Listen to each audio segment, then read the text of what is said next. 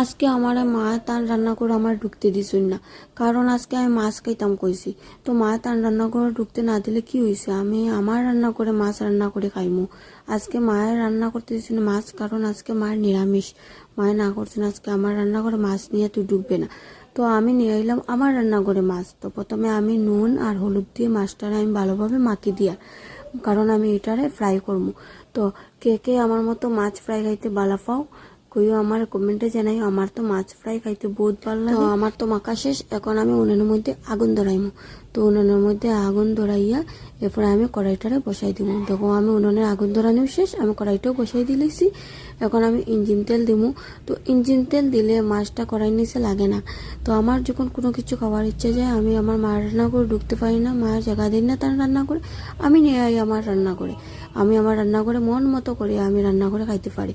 তো বন্ধুরা, আজকে থেকে আমি তোমাদের সাথে শেয়ার করবো কী কী আমি রান্না করি আর কী কী আমি রান্না করে খাই।